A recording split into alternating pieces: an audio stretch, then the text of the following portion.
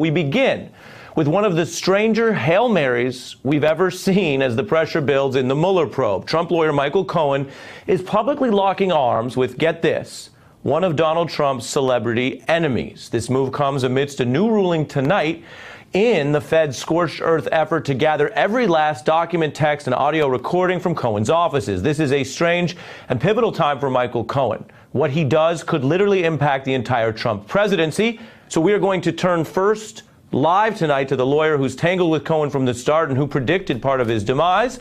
Michael Avenatti is my live guest tonight, and I have some big questions for Michael. Now that is in a moment. Here is the context. Tom Arnold is a Trump critic who's now spending part of his career trying to either catch or torment Donald Trump. He has a new project launched to get damaging tapes on Trump, and Cohen deciding to share this provocative photo.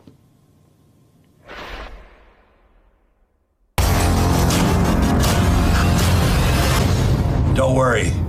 Tom Arnold is on it, and I'm Tom Arnold. Arnold saying tonight that Cohen did talk to him for his new show, Hunting Trump, and he adds, quote, "This dude has all the tapes, this dude has everything, and it's on. I hope Trump sees the picture of me and Michael Cohen, and it haunts his dreams." Now, moments ago, my colleague Nicole Wallace asked Arnold if Cohen had given him any tapes. We know that what was seized from his offices included a lot of audio and recordings. Did he promise to share those with you? To share with me? Michael Cohen, first of all, does not work for Vice. I want to make that clear. He's not getting anybody. He's probably broke. I mean, but I shouldn't even say that. Michael Cohen did not make any promises with me. But you're working on it. You're trying to get. Oh, I love it.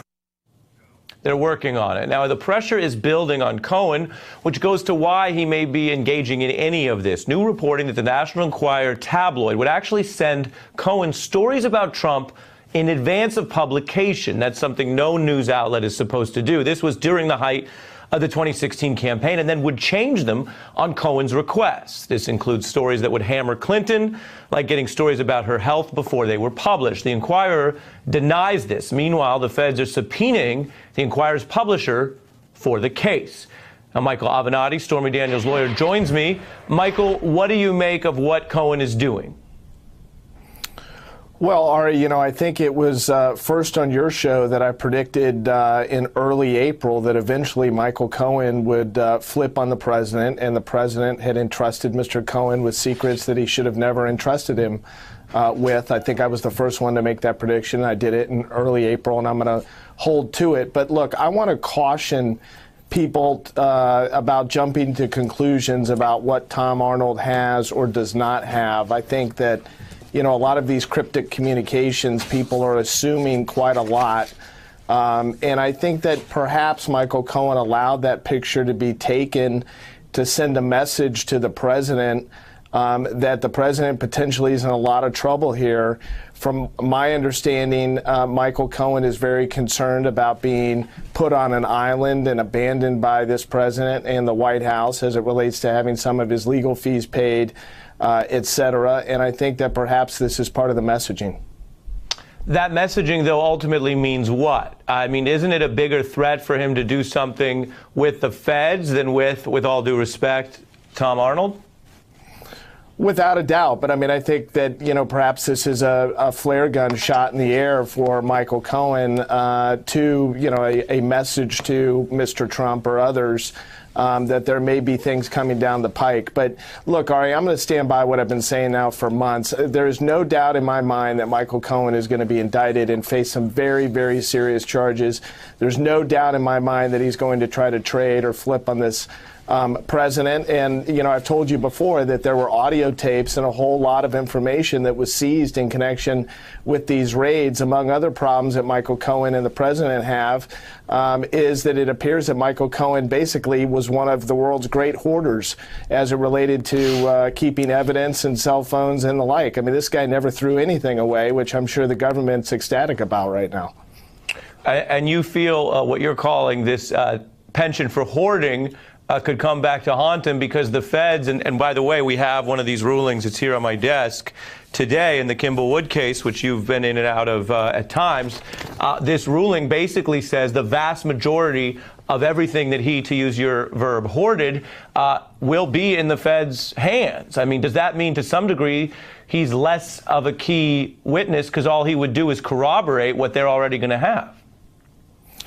Well, a couple things. I mean, I read that ruling and I've looked at the mountain of evidence that was seized in connection with these raids, and you're right. I mean, 99.5% of this information is not going to be privileged.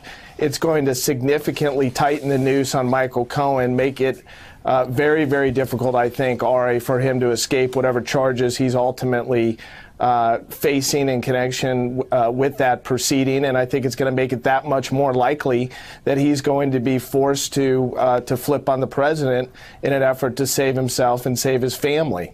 You know, none of this bodes well for the president. I've been saying that for a long time.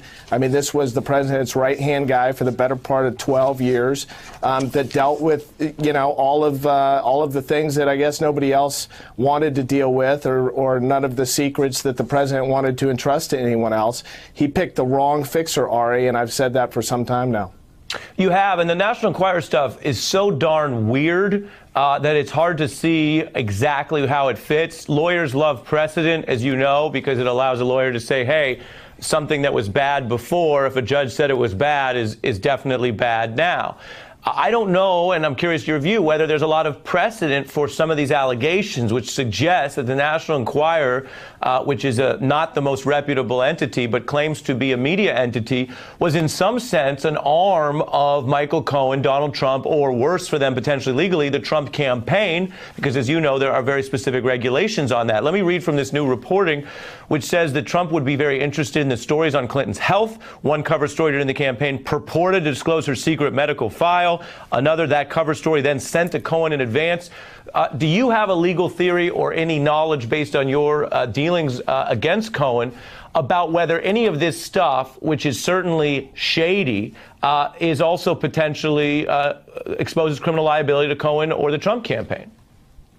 Well, I think it might, because here's what we don't know. We don't know the full extent of the flow of money, if there was any flow of money, between the Trump Organization, Michael Cohen, and the National Enquirer, or AMI. And if there was flow of money, that could prove to be very, very problematic for all of those parties. There could be potentially money laundering or bank fraud charges that might result from that. And let's remember, there can also be additional campaign finance violations associated with that conduct. If AMI was purposely engaged in an organized effort with Michael Cohen and the Trump Organization to influence that campaign, and it was effectively being coordinated by Donald Trump or Michael Cohen, but none of that was reported, that could be very, very problematic. Well, and that goes to something, you know, there are people who look at your litigation and your public advocacy and they say, gosh, Michael Avenatti's everywhere. You're all over the place. You're familiar with that reputation, sir? Well, I mean, look, Ari, you know, I've been handling some really big cases for the better part of 18 years. Some of them have gotten a fair amount of publicity. I mean, nothing has gotten as much publicity. Like this. Here's the flip side. Nothing. But here's the flip side, Michael. There's also the argument that Michael Cohen is Trump's fixer, who is your legal adversary in the civil case, put himself everywhere. Because let me play for you some of the way Donald Trump dealt with Clinton's health, which we're now learning only from journalism and this other reporting, is something that was apparently part of the bartering with the Enquirer organization. And then you add to that Michael Cohen pops up in the Susan McDougal litigation. For folks who forget, that was another individual, a former Playboy playmate, who had dealings with Donald Trump, who felt she made a contract with a lawyer, Keith Davidson, who you replaced in the Stormy Daniels case. And ultimately, people say, what was Michael Cohen doing in the middle of a National Enquirer contract where he didn't have any legal standing or role, which raises, I think, the heat on him. Take a listen, then, with all of that in context in mind, to Donald Trump reading right out of the National Enquirer Cohen playbook to attack Clinton on her health. She also lacks the mental and physical stamina to take on ISIS. She took a little short circuit in the brain. Hillary Clinton failed every single time as Secretary of State. Now she wants to be president. Hillary Clinton doesn't have the fortitude, strength, or stamina to lead in our world. Do you view this as a potential type of coordination where Michael Cohen was outside of what his authority or legal limits should be as a private sector counsel to Donald Trump as an individual, not as a candidate? Well, if he was carrying this out on behalf of Donald Trump, again, I think this could raise a whole host of issues relating to that campaign and what AMI's involvement was. But, I do want to go back to something you just touched on, Ari. My public advocacy and how much media attention that I have received and as many shows as I've been on, I have to tell you, it's working. Just within the last week in connection with this other case that I'm working on, we received a number of whistleblowers that came forward, and we're getting ready to blow the doors off this border situation. And had I not been out there, and if I was not such a known attorney, none of that would have come to fruition. All of this is working to the benefit of my clients, and I'm not going to stop because it's very, very effective.